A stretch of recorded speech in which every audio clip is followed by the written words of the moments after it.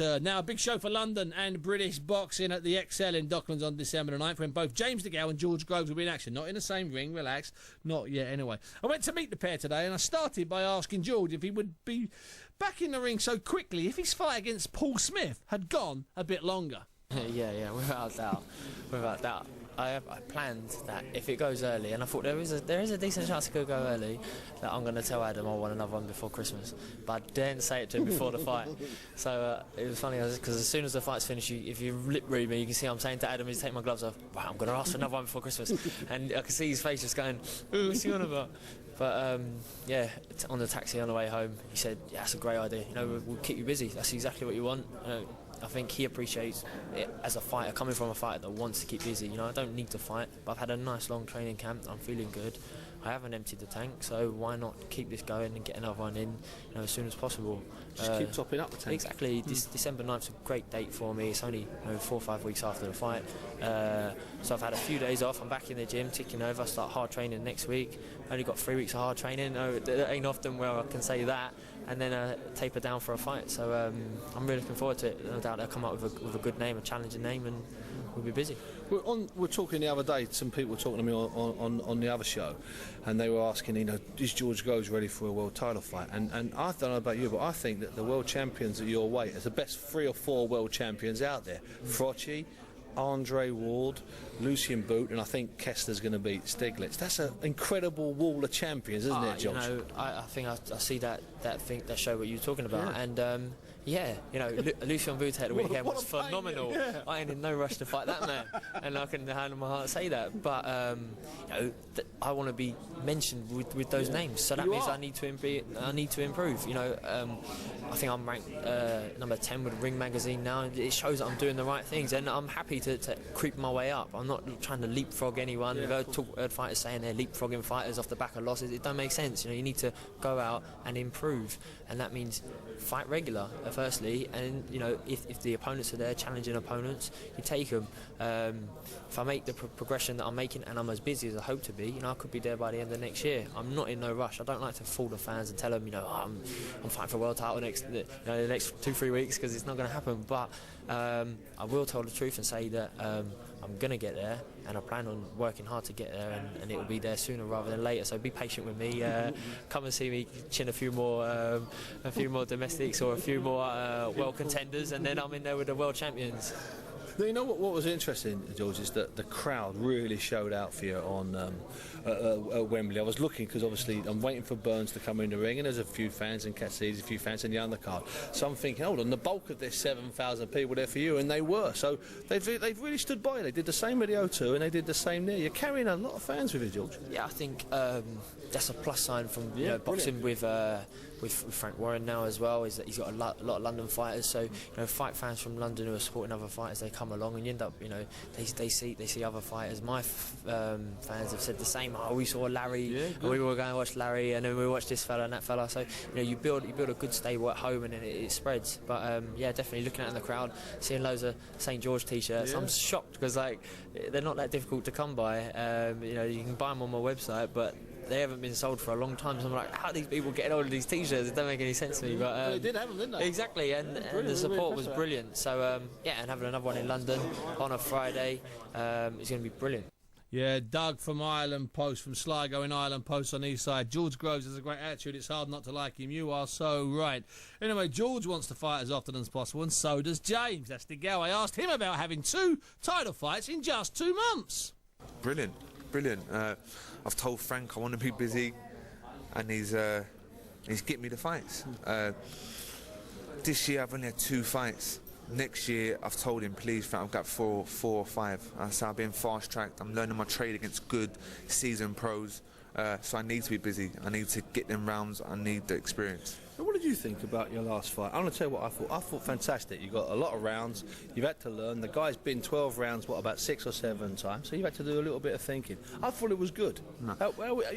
Your face didn't. I wasn't convinced by your face at the end. Because I got hit far too much. But in bits, it was fantastic. Some of the shots I put together, some of the combos, the engine I had was great. But mid to long range, I stood up too much. My guard weren't on point. So I'm disappointed in that bit, but we've gone back into the gym, we've worked on it, and in a couple of weeks' time you'll see a better James DeGale. But remember, Muncie, I'm learning my trade against good fighters that have been pros for years, that have done 12 rounders loads of times. 7 years ago. There you go. Like people got to start giving me a little bit of respect. Like British champion within 9 fights. European champion in 12 fights, boxed whoever Frank puts in front of me, wants to box whoever Frank puts in front of me. This winds me up a little bit when I hear the critics and I read certain things. I don't like it, but it's a part of it, and that's it. But you know, the fact that you are, you know, obviously you lost against George, but hey, left the ring head high. Come on. And then, listen, so you didn't get a decision against George. There you go. Okay, we'll stick with that. Very controversial. A lot of people thought I won. Sure. He keeps on saying about bashing me up. He's got to stop bashing me up. Does he think we box behind closed doors? Thousands of millions of people watch. What I'm trying to make is that those 2 fights, 2 12-round fights, you learn more in those 12-round fights than you do in all of your previous fights. Of course. And that's what I need to be, is active. That's it. Active and stay busy and get the rounds underneath my belt and box all different styles, and that's how I will come better and get better and end up being a world champion.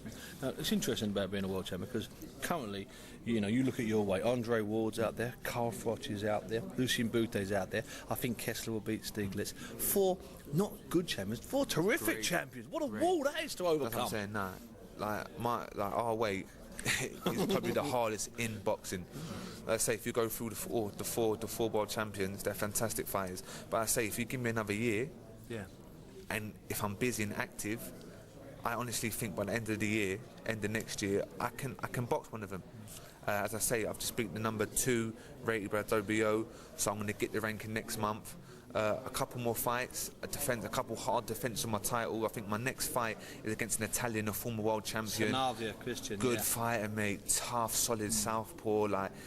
He's game. January, February sometime, something like that. February time, yeah. Yep. So that'd be perfect. Them kind of fights put me in good stead to box all these great fights. It's all changed now. There's no sort of learning semi-fun fights. You know that, don't you? It's crazy. It's all changed now. It's real now. It is unbelievable. Like, I've had 12 fights, and I think like I should really be. If I had it like different fighters, I would be doing 10 rounders now. I'll still be doing 8 rounders. Maybe you might have moved to 10. You'd probably still be 8. I'm Olympic champion. I've been calling it. I've made him fast track me. He's delivered. I've been British. Now I'm European champion. So let it be. Let it be indeed. That was James DeGale. Got a text coming in here from Billy. He says, thank God you're back, Bunsey. Great tributes this week about Smoking Joe. It really was on it. Don King talking about the thriller in Manila. Doesn't get much better. Now, Frank Warren wants to keep these fighters busy. The more fights, the better the fighters. Simple, really. I spoke to Frank and I asked him if he thought that good fighters that are busier now than they've been for a long, long time. You're right. Going back to the days when I used to promote on ITV, I remember doing 45 shows in 1 year, and I remember Nigel Benn, when he turned professional, had 14 fights in his very first year. James has had 14. George has had 14 fights, I think, in 3 years. Yeah, 3 years. So yeah, they are busy, and I think to be honest, it's a channel which is obviously a dedicated boxing channel. It's got a lot of airtime for fights, which enables us to do that. Now, obviously, this is rare to see George and James here being very respectful towards each other. But talking to the pair of them, that rematch, I think, is just moving closer and closer and closer. In the back of your mind, do you have a date, a month, a year, even? Well, I'd like the year to be next year, and we'll work hard towards that. And at the end of the day, and James will take it in a heartbeat, you know that. And I think it's a matter with George and Adam Booth when they feel that they're ready to do it again. You must be quite pleased with George desperately wanting to get back in the ring. I know he had 2 rounds, but you still have to prepare. You know, you have to push your body through it, then you have to still fight. It's still unusual for a British champion to be out, twice in 28 days or something? Well, it's a good mindset, isn't it? It shows that, you know, he's there and he wants to be out, and he obviously he gets paid for it, so he wants to earn money, and for me, that's always a good thing for a fighter to have the ambition and hunger to do that, especially for young fighters. I find it very difficult in this day and age because good fighters may have 6 fights a year, which I don't think is enough. Not enough. But the reason you do that is, one, because of TV dates, and secondly because some of them get paid so well when they turn professional. They don't want to fight 12 times. No, they don't need to, which is in some ways, so it's a bit slower for them to pick up their craft. And finally, this is about the 7th week of Box Nation. Now, I calculate that you've put on something like 70 professional contests in 7 weeks. Now, even back in your ITV days, that's pushing it. Is that a record for you for 7 weeks, do you reckon? Any 7 week period? I would think so, and I've got no idea, to be honest, but it sounds like it. I mean, we've been very, very busy, and what I'm really pleased with is the standard. You know, of course, now and then you're going to get a dodgy one, but that happens in all sports, you know, in football and so forth. But I think overall, I think the standard's been really, really good quality. So December the 9th, Friday, George Groves and James DeGale. Billy Joe Saunders is on there as well. Got an email about Billy Joe Saunders from Chris Blackman. He says, could Billy Joe Saunders make light middleweight? Well, he probably could, but he wouldn't be relaxed. And Chris thinks guaranteed world champion there. You know what? He's not doing bad at middleweight. Great.